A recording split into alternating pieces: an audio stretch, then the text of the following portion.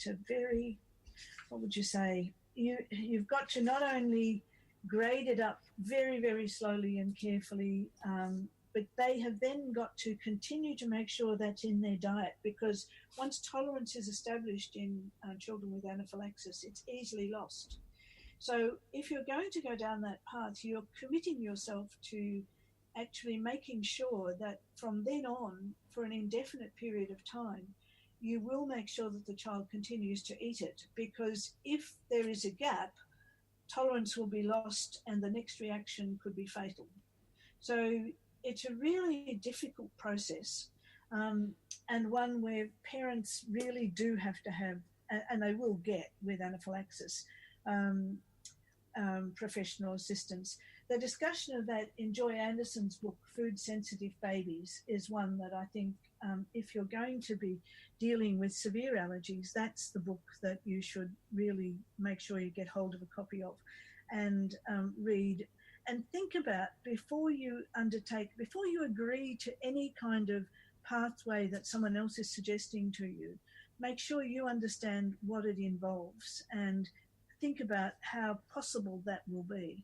Now, complete avoidance of these things, tolerance is something that we have no way of really understanding why it is that some children naturally develop tolerance over time, grow out of the symptoms, as really what developing tolerance means is that you no longer have symptoms to the thing. And until we've followed enough people over a lifetime and look to see how it tracks over a lifetime, we won't know whether the tolerance that develops is permanent or simply temporary.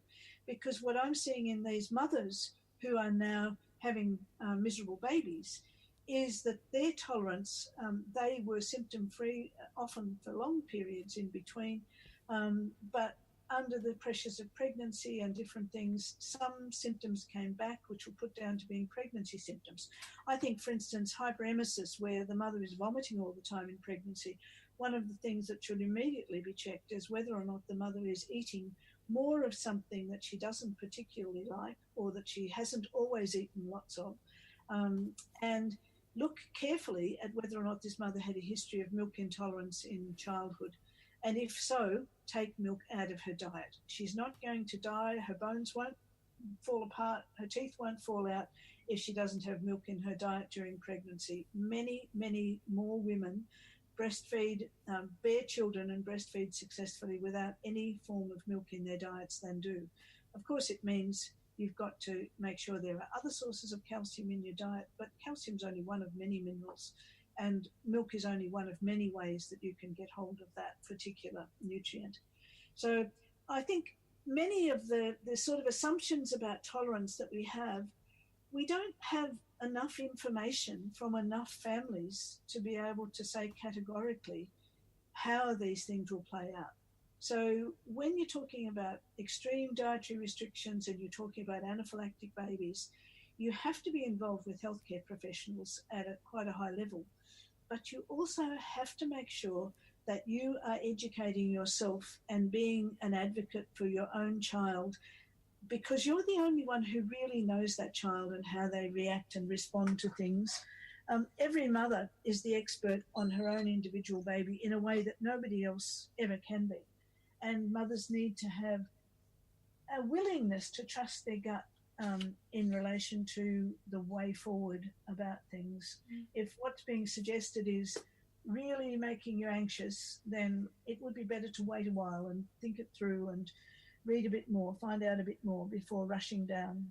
So why is this problem so common in Western countries and not in traditional societies? Well, I've discussed all of that in Milk Matters because it really is culturally specific, and we are exporting that culture. The rate of diabetes in children under 5 has skyrocketed in conjunction with the rise in imports of milk formulas to China. Artificial feeding is probably the principal driver. There are others as well, like hospital-managed births, meaning antibiotics, which also distort the gut microbiome. There are other, and Milk Matters discusses all of these other possible impacts. But the principal impact on postnatal development is the food that goes into the baby's gut, because that's what actually makes the baby. When you see a baby growing, it's being constructed out of what it eats. So I think industrial food processing, the use of artificial formula is the single key factor, the biggest factor. All of those other impacts, the loss of nature, the change of microbiomes, they're no longer working on farms, all of the other things that people come up with are just ways of avoiding looking at the fundamental fact that we have altered infant diet, and we have now created societies that are dependent on forcing women to go back to work too soon, with the result that, as one major scientist at the US Food and Drug Administration said to me 20 years ago, and I was totally shocked when she said it, we have to reassure American parents that formula is safe, because American society depends on bottle feeding. And she's absolutely right. Without having bottle feeding of artificial milks to babies, we would have to have a different society. And that's really what we're asking when we start saying we want mothers all to be able to breastfeed. We're saying we've got to change society so that women are supported for at least 12 months after birth to be able to stay at home and feed their children, because that's the single most important thing that they can do.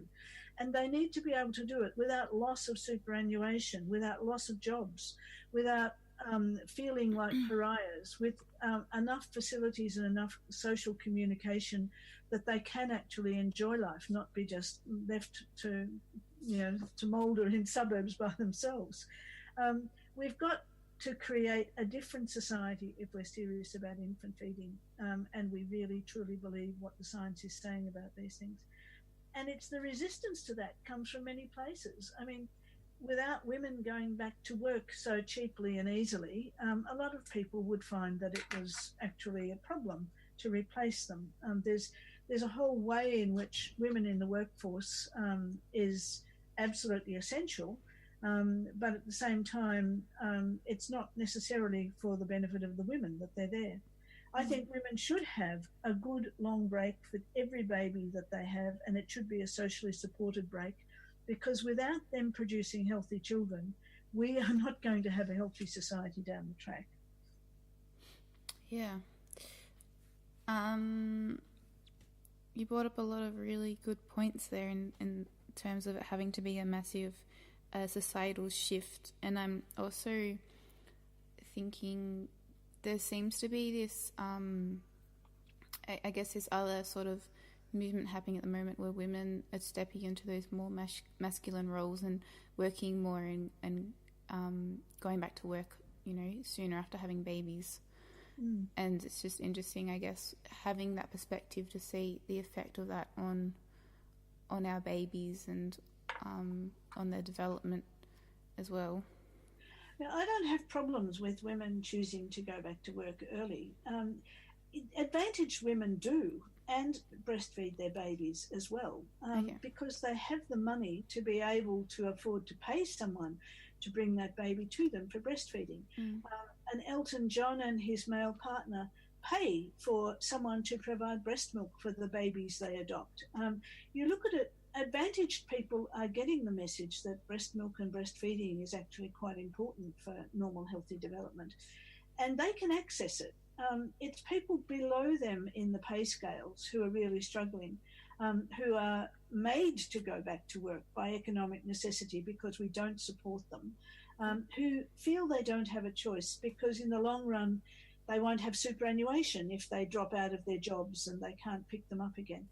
When you want to change breastfeeding patterns, you have to look at the society as a whole and restructure.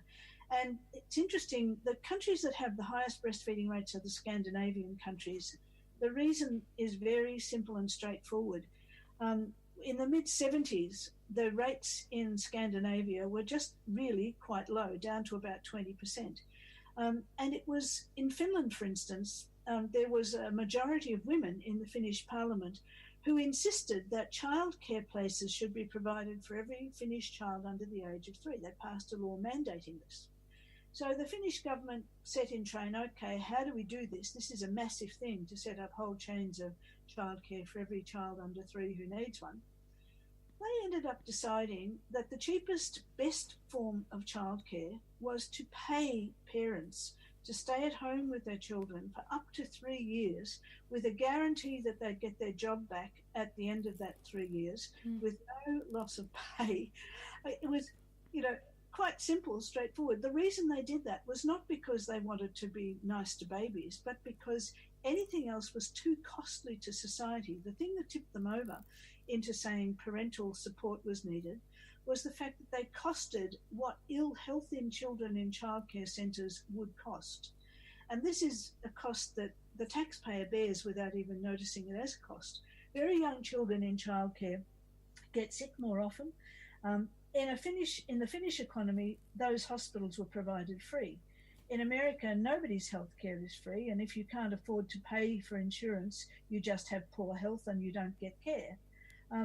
Finland, it was hospitals who were going to have to pick up the tab for the increased numbers of sick children, and that was what made them say, well, the most effective thing we could do would actually be to keep the children with their parents for those critical first few years until they're socialised and they can actually go to childcare from 2.5 to 3 on without any concern from the parents, because the children can tell them what's going on in childcare, and because by then they will have healthier, stronger bodies and immune systems to deal with the undoubtedly higher rates of illness during childcare.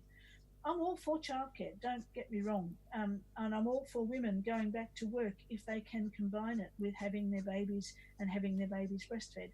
Yep. I've known some women who have actually employed a wet nurse to provide that for their baby, which is not ideal because that wet nurse is creating the bonding for that child, and it will be hard on the child when the wet nurse disappears. But at the same time, in terms of making sure that they've got a healthy baby, it's a perfectly good way to go.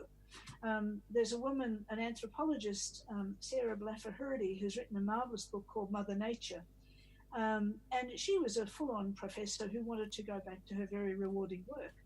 She actually incorporated into her family a middle-aged Spanish woman who was, in fact, past childbearing age. She had her own kids and they'd grown up, as an allo mother, a second mother for the baby, because she recognised that once she had that baby being cared for by that woman, being brought into her for breastfeeds whenever she needed them, at the university where she was the full-on professor. She breastfed the kid, but she had a second mum to back her up. And that second mum became a permanent part of the family. Now, if you're rich enough, obviously you can do that kind of thing. We don't have the resources to do that if we're not on professorial salaries, and it's not a realistic alternative. But it says what you can do if you're aware of the needs of the child and you don't want to shortchange your child, and at the same time you want to be able to continue with productive and interesting work yourself. And the workplace just has to adapt to make it possible for women who work to not just express their milk, but to have their babies brought to them for breastfeeding, to be with their babies. One Thai hospital had a shortage of staff, and they were always having problems with staff being on time because of the terrible traffic conditions in Thailand. When I visited there, what I saw was the most beautiful childcare centre with lots of young Thai girls sitting and playing with babies. This was a childcare centre that was available only to the breastfed children of the staff, because they said it would be dangerous to have babies in hospitals if they weren't breastfed, because hospitals are places where there are so many germs that are resistant. And because the mothers could go down, they had breaks that they could go down to the centre to feed their baby when they were told their baby needed feeding. They had no problems anymore with getting staff, and the staff were happy. It was people queued to be able to go into that hospital as an employee, because you were able to take your baby in, leave your baby there with staff who care for them, pick your baby up at the end of the day and go home through the traffic without having to fuss about how you were going to get home in time to feed, or what your baby would be fed by somebody else back out in the suburbs where you worked. You know? society can change and these things can be done, but they won't be done if everyone says, well, it doesn't matter, we've got formula.